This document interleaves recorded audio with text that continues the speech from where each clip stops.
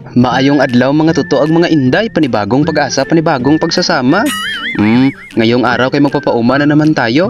O wala sang may maglalis about sa suot ko sa ulo ko ha. Ako kasi yung pinakabaskog dito ngayong araw.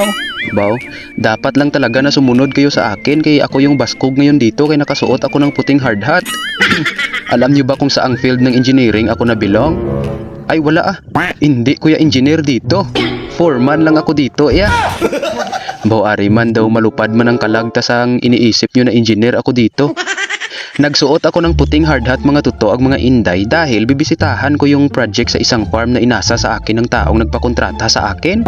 I-check ko muna doon yung mga natapos or mga nagawa ng mga tauhan ko doon kay bagong taon na nga daan dapat matapos na gito yung pinapakontrata sa akin niya. Ara mo gid iya mga totoo mga inday na sa kalagitnaan ng aking paglalakbay. Sinalubong ako yan ng ulan. Namimiss niya ako siguro. Dalagan man ako eh. Pirmi na lang talaga ya ulan ang nagasugat sa akin. Mayo balatani kung dalaga naman ni tita haw. Dito mabuti na lang gani talaga yung mga totoo mga inday na may tanim si Matmat na saging dito sa may gilid mo. Kaya amo to nagputol ako ng isa. Hala, gisiun maning naputol ko. Ay dalawa pala yung pinutol ko ng Matmat. Kaluoy man sang foreman dito ba na nakdong dahon saging ba? Ano abi kay hindi ka nagdadala ng payong? Sige lang kay next time. Dadalhin ko na yung payong ka-ice cream na nandoon sa bahay. Dano man ito imo iya mga totoo mga inday na dahil sa aking pagdali-dali ang simagol ko dito ay nabitas. Ay kadimalas man ito iya man. Bugras gid boss damlag yaho. Naulan na natagani nga daan, nabugtuan pa ta simagol. Ay kita mo dito ho, isa na lang talaga yung humahawid. Kapigado pa nga daan sa akong klase nga foreman, nabugtuan pa si Magol. Pero okay lang kay may isa pa naman na humahawid dito. Makakasurvive pa naman siguro ito hanggang year 2026. Sabi siguro ng mga paa ko mga totoo mga inday na bagong taon na kasi totoo Sam. Naghahanap na din ako ng bagong si Magol. Ay, kayo lang dyan ang maghahanap ng bago Kay ako, hindi kita papalitan ng bago. Kasi ikaw pa rin yung bebe ko. Dito mga totoo ang mga inday. Kung nakikita nyo ay nasa lupa yung dahon ng saging at maraming dumi yung aking kamay. Ay kay abi kay nadanlog ang inyo nga foreman. Tinunto ito. Kasakit man sang buli ko ba? Yung cellphone ko gani dito napuno man ng putik mga totoo mga inday mo kay noong nadulas ako. Naitsa ko gid ang cellphone ko sa itaas ang nagtupa sa lunang. Bumayo lang kay matibay itong phone ko ba wala gid nasira ba? Daw parang ang didimalas ng pagka-foreman ko dito ngayon haw. Nagsuksok lang gid ko hard hat. Daw marami na dayon nang nangyayari sa akin haw. Ipilak ko ni gurong hard hat na ito ay. Diri pagido lang tawa bala. Tekman. Tekman. Pila na guro ka isda ang nahuli ko. Dire before sa aming kubo may sapa na dito mga totoo mga inday. Amo tong naghugas na ako dito ng aking kamay at paa na maraming putik. Pati yung case ko dire ng phone ko ay ginhugasan ko na din pati yung cellphone ko dito ginpaliguan ko na kayo dito ho. Pwede lang naman itong malulublob sa tubig yung cellphone ko. Basta hindi lang papadugayan baka maguguba. Pinaliguan ko na din kayo dito ho. Kay abi kung wala kang pupuntahan gali ya. Hindi kagid imo ya magliligo-ligo ya. Nano man kaya.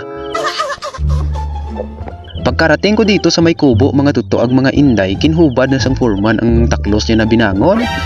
Pagpasok ko dito sa may kubo, ganilapta. Nano kay si Minky kag si Angel kag si Uring dito, hindi nagapanglimpyo dito. Tapos pagpasok ko diri sa may kubo mga totoo ang mga inday, may nakita akong sisiw dito sa may baba.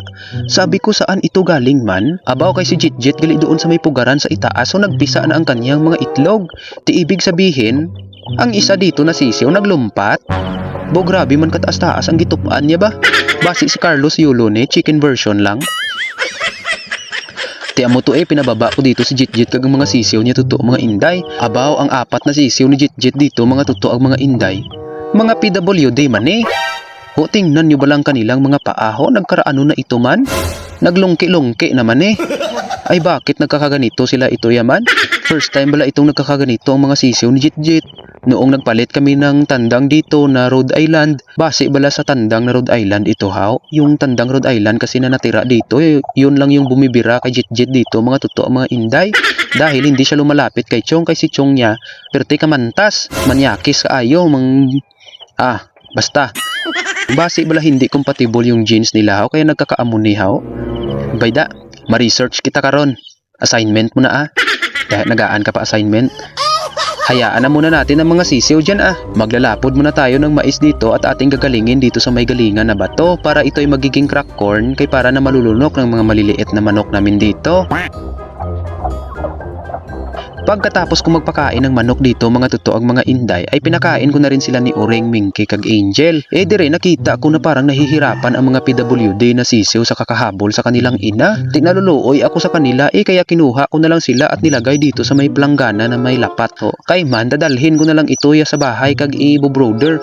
Isisilid ko bala sa karton kag lalagyan na lang ng ilaw para nga hindi bala sila mamamatay na. Kay kung dito lang sila sa uma, sigurado ako mamamatay lang na sila dito. Di sayang naman, papalakihin na lang natin itong mga totoong mga inday, baka ito pa yung lucky charm ko.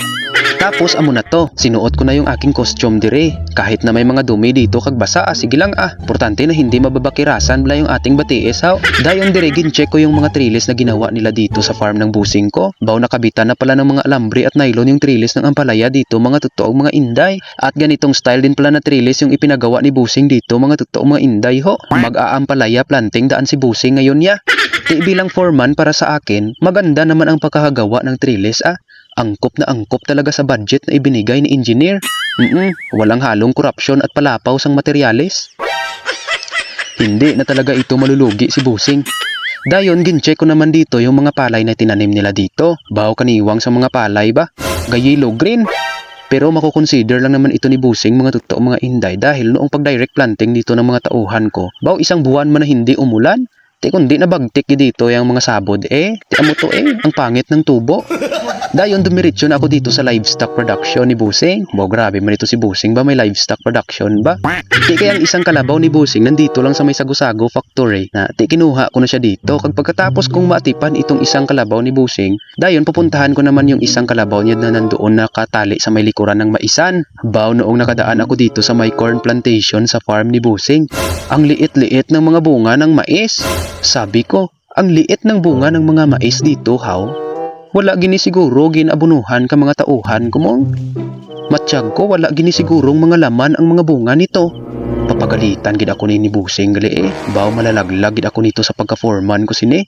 Di sinubukan kong buksan ang isang bunga dito mga totoong mga inday. Kag pagbukas ko, ay may laman man gali Kahit konti lang importante may laman. May isasabod lang siya bala sa kanilang mga manok binalik ko na lang sa puno yung bunga kay may laman man gali. Safe tayo kay busing. Baw dire, ang kalabaw ni busing haslo. Ang kalabaw yung tinutumod ko na haslo hindi si busing Kay itinali ito ng tauhan ko kahapon dito sa may area na may makapal na mga damo.